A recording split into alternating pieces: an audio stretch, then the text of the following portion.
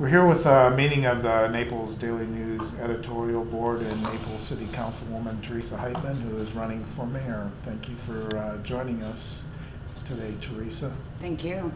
We want to encourage people to also go to our website and take a look at the forum that we had the other night with the three mayoral candidates, and to avoid repetition with that, we're going to try to cover some questions today that are more specifically oriented to you as opposed to the sort of open-ended ones we asked the other night for all three candidates. But Teresa, to get us started here, talk a little bit about your biographical background here, how long you've been in Naples.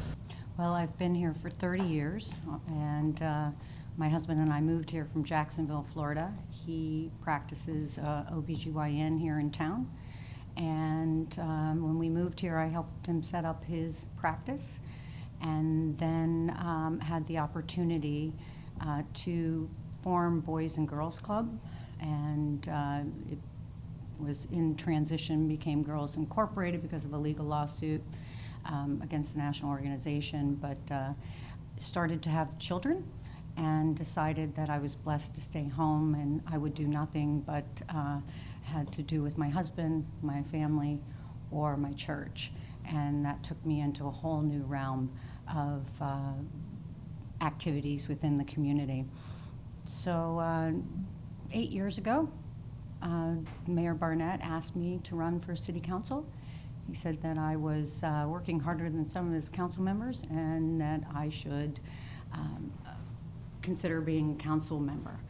And I did. I was very happy to do that. I won the most votes since 1948 in the first election. The second election was a bit more difficult, just only because of the number of candidates that were running and the political strategies, but successfully had my second term on council, making it 8 years serving on council. During my time as a council member, being with the Sunshine, I elected to get involved with the Florida League of Cities. I thought they were a great training group in educating us about the state and the region and a federal level about the elected officials' positions. I moved my way up, I guess, or they chose to move me up into leadership positions.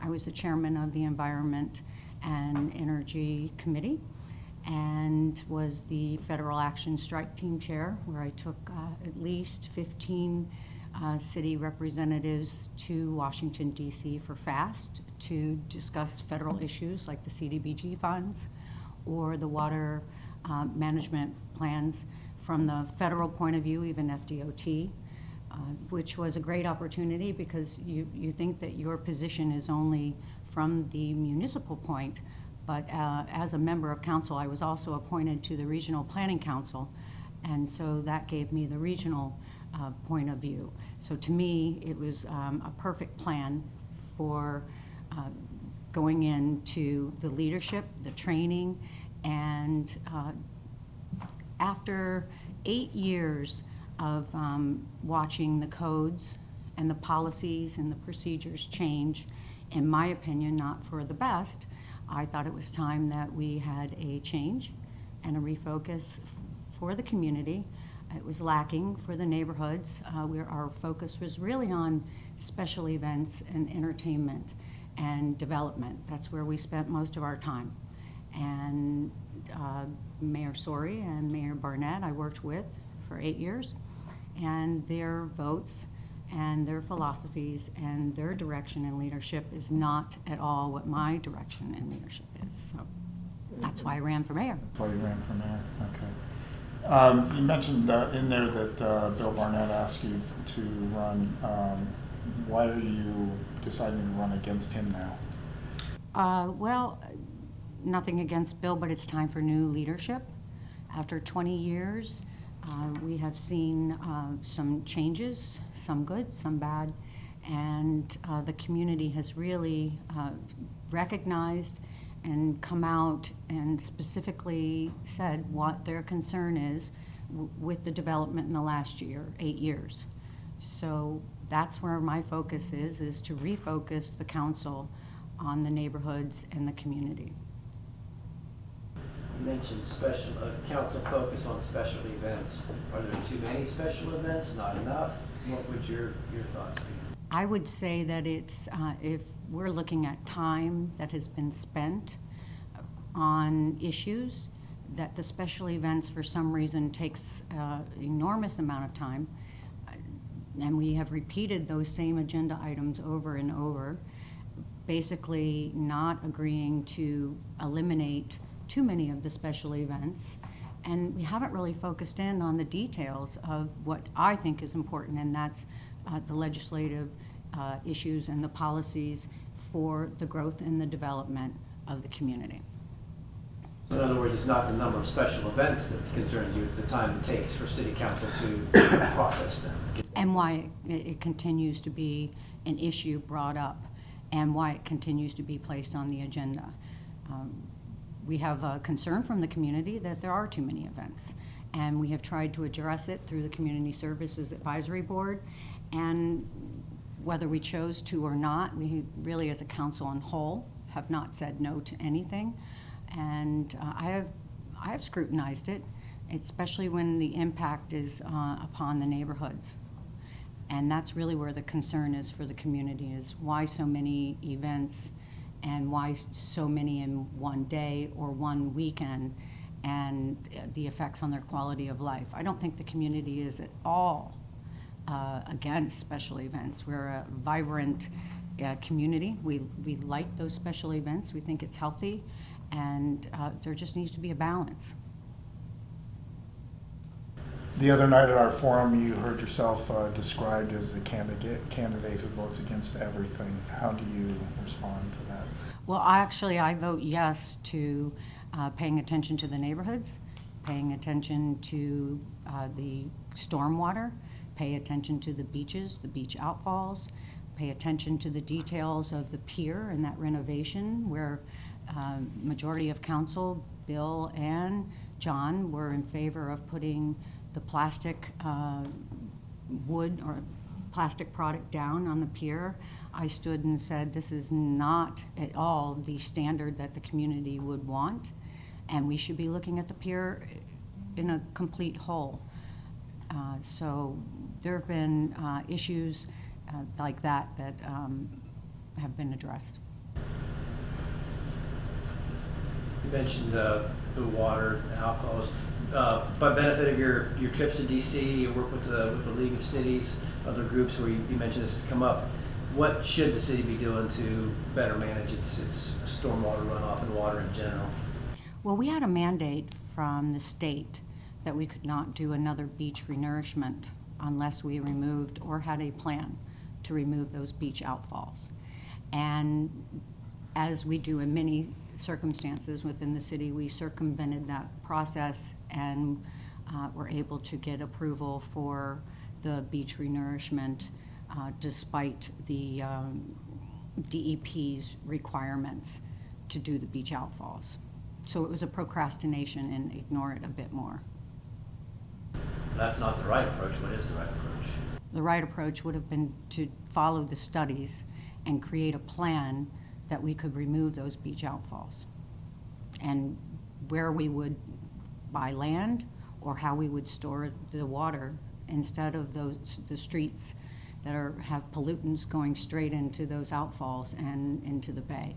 And I am definitely opposed to the manager's proposal of taking those stormwater outfalls 1,000 feet out into the Gulf. Dilution solution may be the solution to pollution, but that's an unknown factor I'm not willing to even test, because that is the really true evidence on whether there is pollution, and that is to test it, and that'll be a real difficulty to do that. So that water needs to be redirected. Is there sufficient land in the city to hold it? No, we actually could have, we could be looking at that. Unfortunately, I think I was on the Naples Daily News with Jack Antaranium about 4 years ago and suggested that we purchase that Naples Square property so that we could actually have a detention or holding system for that water so that we could eventually funnel it back. my discouragement with the council is 3 words. They say, oh, it's too expensive. We can't do that. Well, they've never been able to give me an exact amount of money on what is too expensive.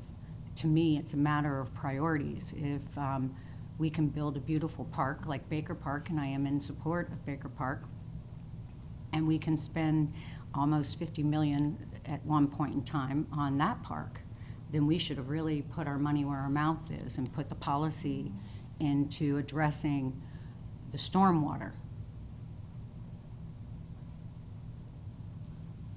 There's been a lot made in this race so far involving your 2 opponents and their leadership style and how their leadership style is so different. What is your leadership style going to be, Teresa? Well, I believe that a consensus is essential. We went through eliminating some of the policies and procedures. We eliminated a workshop. We used to have 2 workshops a month, and I disagree with that workshop being discontinued. I voted against it. It's the perfect opportunity for us to discuss the issues, to make sure we've done the due diligence so that when we come to a council meeting, we can vote, that we've vetted it through the community. We have worked it through a workshop with the council members, maybe once, maybe twice, so that when we come to a vote, we have a much better plan and project and policy in place. At this point, my interpretation is it is bring it forward, don't do the due diligence, and then just vote. So it pushes the agenda forward, and yes, it makes the vote happen or the process or the project move forward fast or faster. Unfortunately, I can say Baker Park, Gulf Shore Boulevard medians are 2 examples. Oh, and the most recent 5th and 4th project, without doing the due diligence on underground parking and the hydrology study, should have been a must. To me, that's wasting time.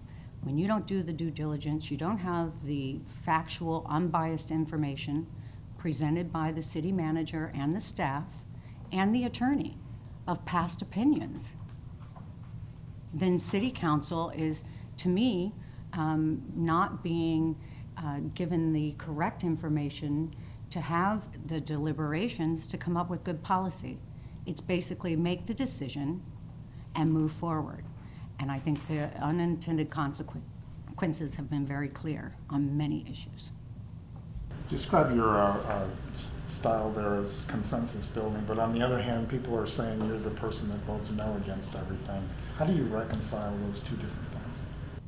Well, I certainly would respect each council member's opinion.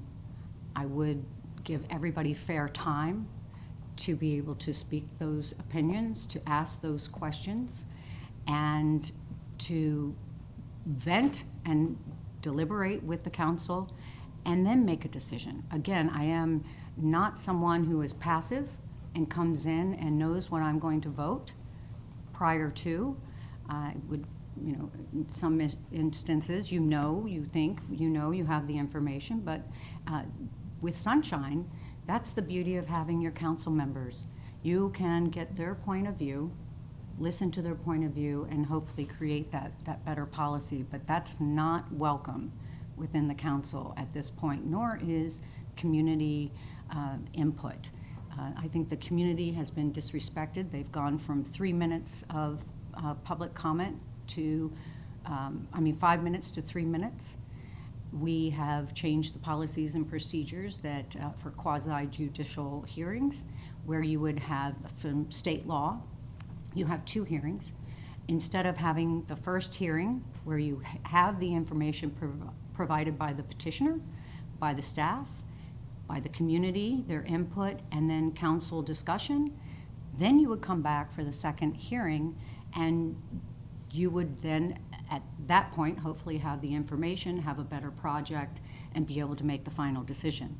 I think it was the wisdom of council to eliminate the first public hearing to have the petitioner present to have the staff present, to have the community speak, or even council. And I think it's a disservice to the process. And of course, we have been informed by the city attorney, you can always have a third hearing and a fourth hearing. Well, we didn't want to have the first hearing. Why in the world would we opt to push for a third or fourth hearing? The process worked before. It should have never been changed.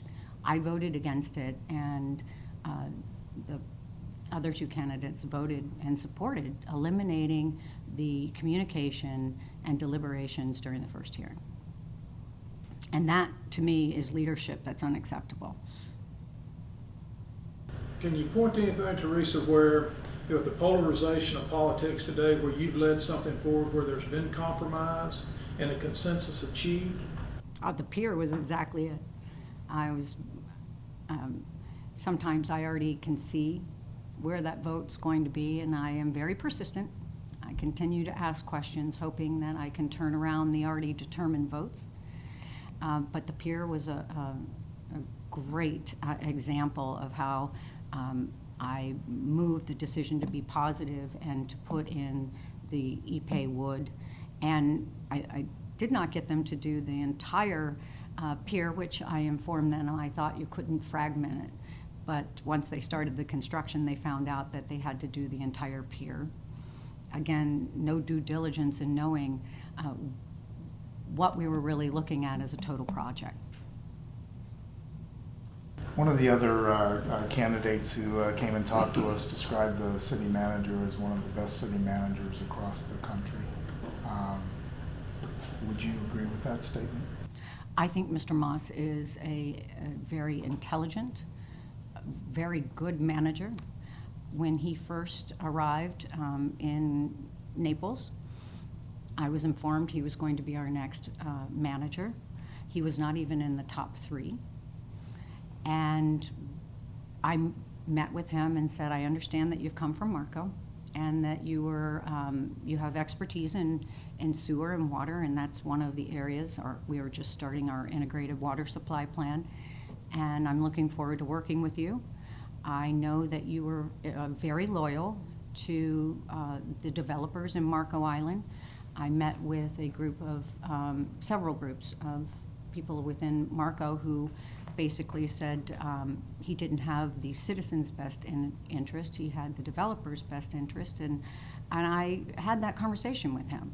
I said, now you've been brought here by the developers, they have basically given you this position, but the taxpayers and the citizens are the ones that you need to make your priority.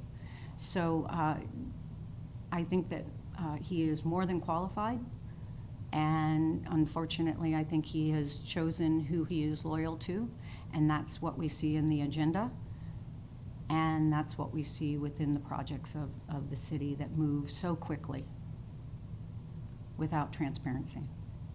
You said chosen who he is loyal to. Do you think that the current mayor has too cozy of a relationship with the city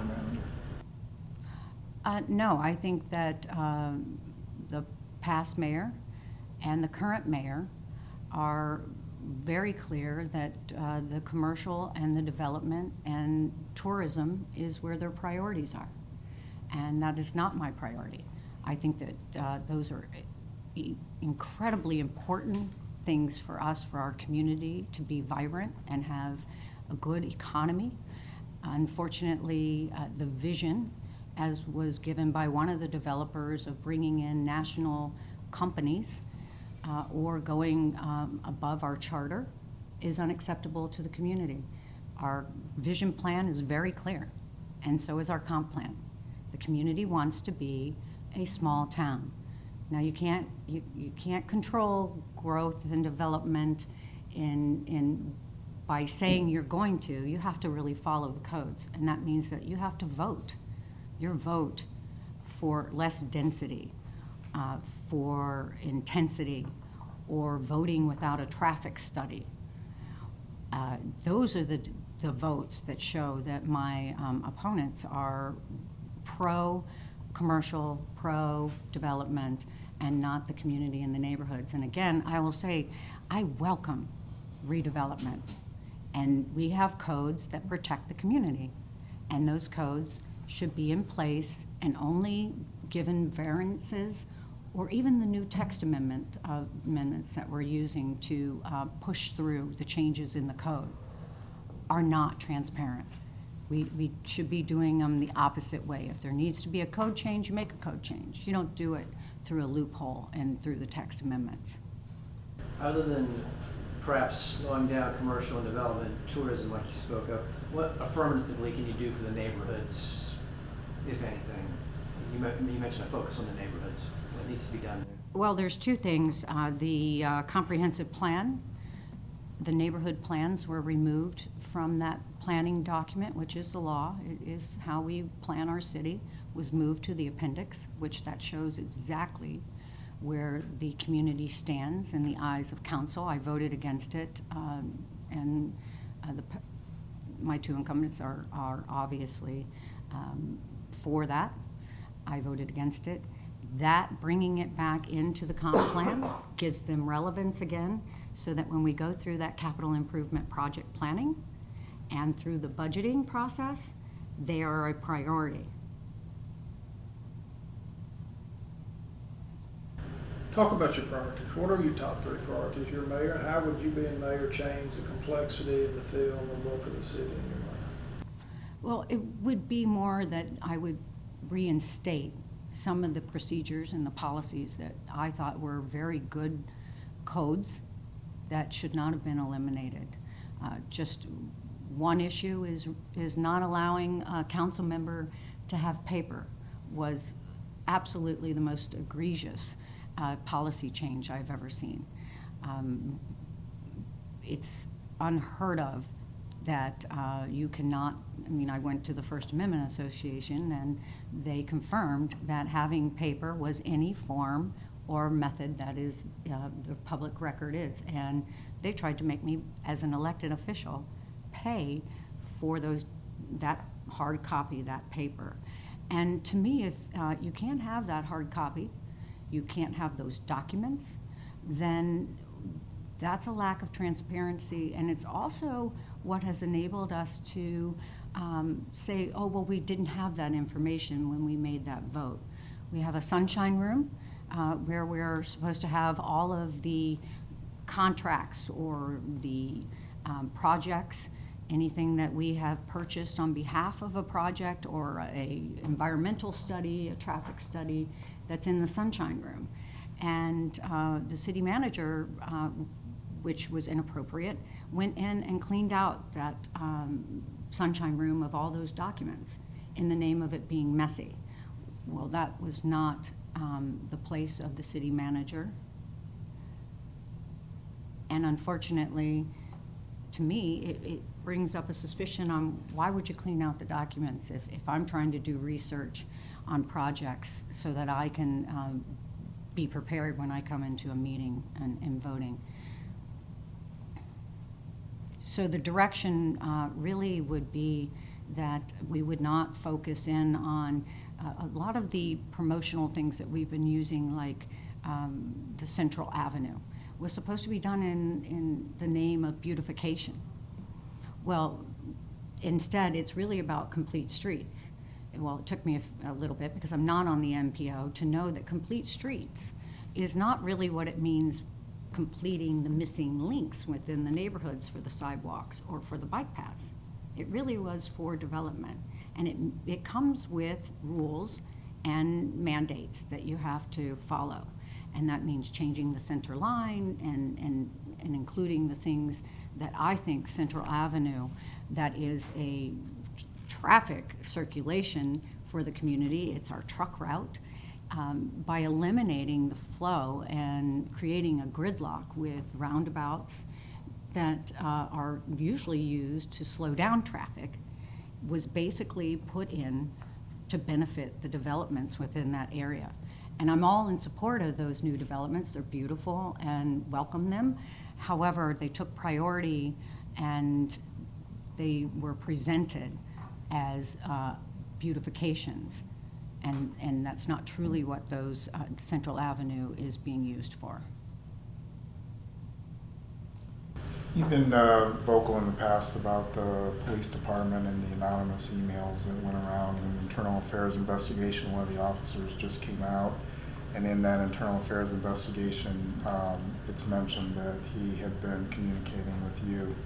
Can you talk a little bit about what your relationship has been with the police department and what your assessment of the police department is? Are you referring to Russ Ayers Yes. being fired, that I was in communication with him? It says that in the internal affairs.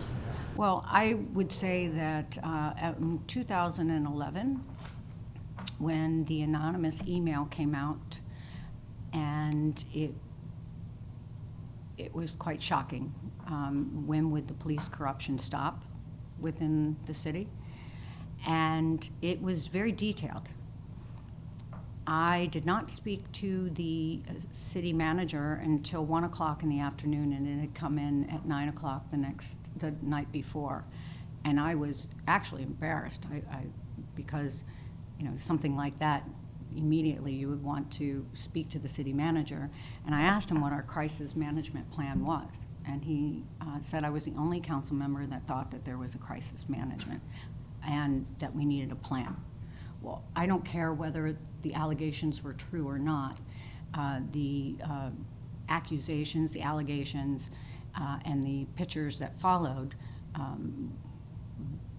definitely sent to every newspaper, every television station, and to members of the community and other police officers coming from a background of marketing and retail.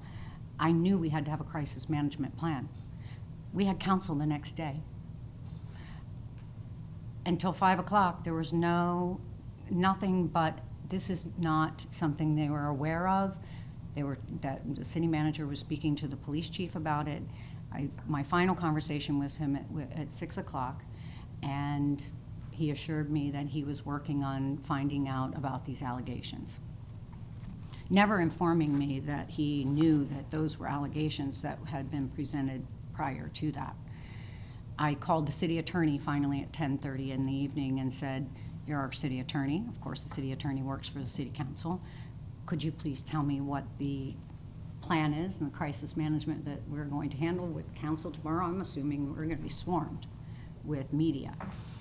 And he was uninformed about this email. I found that shocking, because to me, he is to protect us and to give us good legal advice. So I said, please go in tomorrow at 8 o'clock, I'll meet you, and so that we can discuss it. I went to his office, and we were both sitting down, and I said, so? And he said, well, I haven't read it yet. And I said, this doesn't make a bit of sense. How can you have not read this when I requested that you read it? And I said, your advice is useless. And I stood up and went to the mayor's office. Oh, I said, well, why haven't you read it? And he said, because Michael Moose would not send it to me. And that was the mayor's secretary at the time. And I went straight to the mayor's office, and I asked why that email was not sent to the city attorney. And not to break sunshine, but Bill Barnett came out at that time and said to me, I'm not breaking sunshine, but those pictures are old. Well, that's nice, but I'm not really concerned about the pictures. I'm concerned about that person's mental state of mind being exposed like that throughout the community. I was appalled that a stellar sergeant would be exploited like that, quote unquote, by a current disgruntled employee or a past disgruntled employee.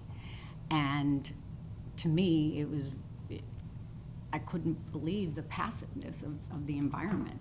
So I went into the meeting and brought it up, as I do, because it was a difficult thing to bring up. It certainly wasn't something I wanted to discuss in public. I tried to discuss it with the city attorney and the city manager with no real understanding of their passiveness or ignoring of such allegations. And I had to get another member, which it was Gary Price, who said that he wanted this city attorney to look into it. So from that point on, I was contacted by someone in the police department who said there are a large number of the police officers that see that you are concerned and that you're the only one who even brought it up. And I don't know who wrote this, don't know anything about it except for I know that there is a unethical, there is a good old boy system within this police department, and I am committed to being an ethical, honest officer, and the integrity of the department is at stake. And if you make mistakes, you get promoted within the department, and those who are trying to abide and follow the oath of officers tend to be ignored. And so I worked with that particular officer just to understand his point of view, encouraged the union to do something about it, because that really wasn't my position to get in the middle of it. The city manager manages the police chief. Unfortunately, through a lot of persistence, I continuously brought it up. I also brought up the obvious internal investigations that happened instead of external investigations that were done by past employees who actually knew these current employees.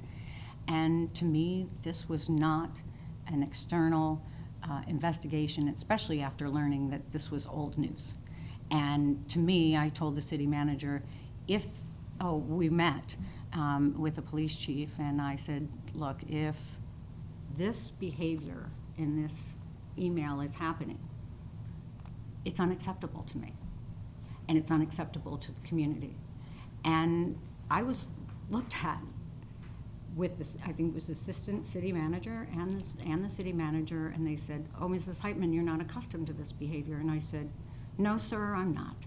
I have seen it in other places that I have worked, but certainly not in government. And it's not acceptable. And if you've known about it and you've done nothing, and if you know about it now and you're not going to do anything, I was very clear.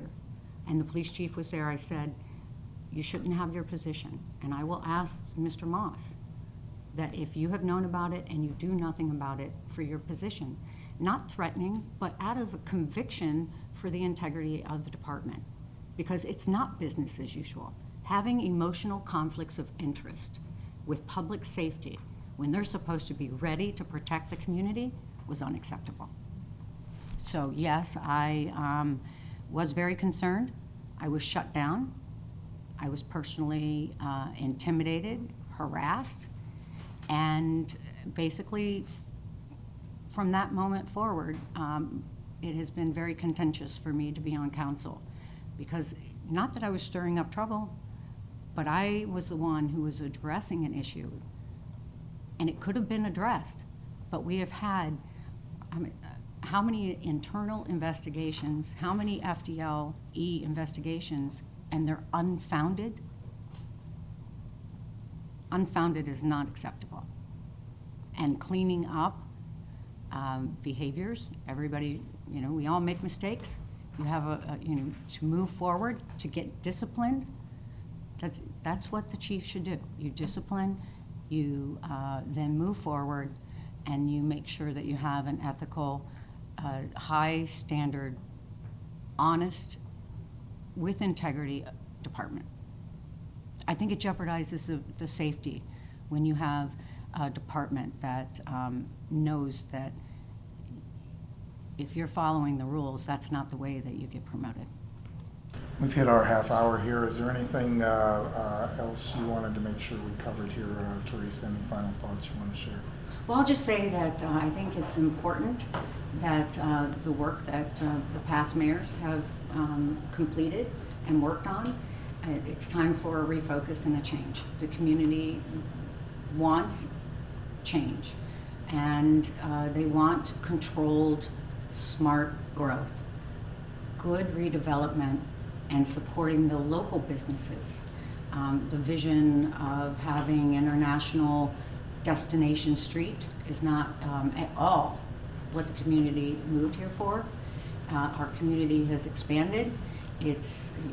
Some of our members have 3 and 4 homes, and they moved here for a certain way of life and a lifestyle that I'm committed to protecting, because the worst thing we can do is create such a beautiful community and then change the face of that community and to have it become an international destination and not a community of neighborhoods.